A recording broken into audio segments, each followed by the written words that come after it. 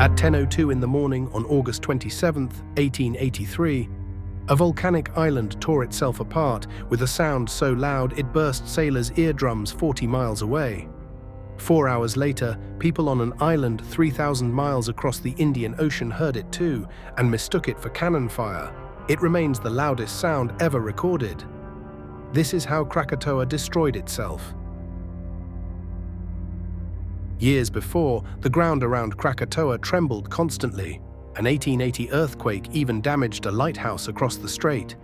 On May 20, 1883, real eruptions began. Ash columns rose 20,000 feet high. 100 miles away in Batavia, windows rattled.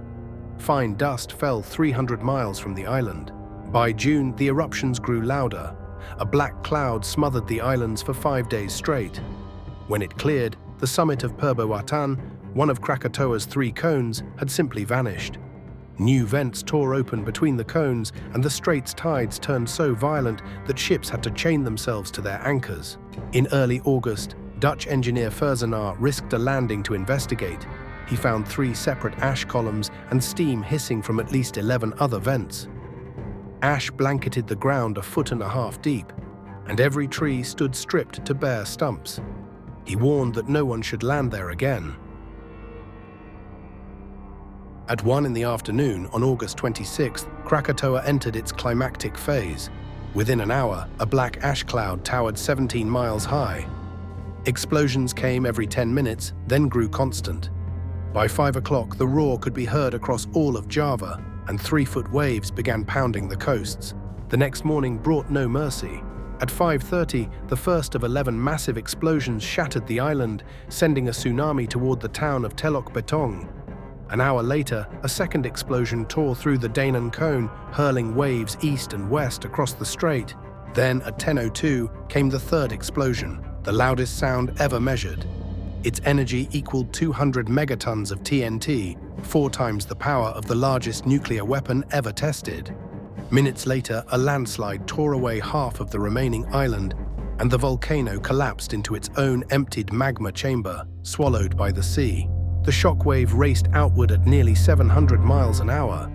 Barographs worldwide recorded it, passing 7 times over 5 days, circling the globe 3.5 times.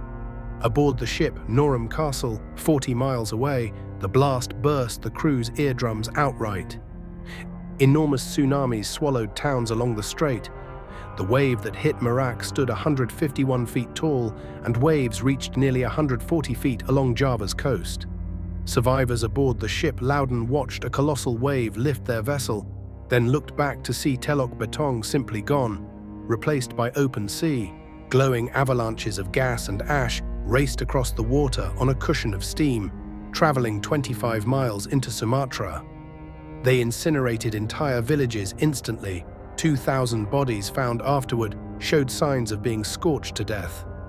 Near Ketimbang, a rain of scalding ash killed about 1,000 people. One survivor described the sky turning pitch black and her skin hanging loose from the heat. When the ash settled, the official death toll stood at 36,417. On the island of Sabisi, all 3,000 residents were gone. Not one survived. Krakatoa itself had nearly vanished. More than 70% of it collapsed into the sea. The eruption's effects reached the whole globe. Sulfur dioxide gas shot into the stratosphere, forming a haze that reflected sunlight back into space. Average Northern Hemisphere summer temperatures dropped the following year. Southern California saw record rainfall, with Los Angeles receiving nearly a meter of rain that season. For years afterward, sunsets worldwide turned a vivid red, alarming enough that fire brigades in New York and New Haven were called out to fight what looked like fires in the sky. Ash particles scattered light so strangely, the moon sometimes appeared blue or green. Some scientists believe the blood-red sky in Edvard Munch's painting, The Scream, captures this very phenomenon. For months, rumors persisted that Krakatoa still erupted, though most reports proved false, caused by landslides and steaming ground rather than fresh magma. Decades later, surveys of the seafloor revealed a bulge rising where the volcano once stood. Eventually, a new island broke the surface, Anak Krakatoa. Krakatoa's scream in 1883 remains the loudest sound ever measured, powerful enough to circle the Earth 3.5 times. Today its child, Anak Krakatoa, still smokes above the same waters.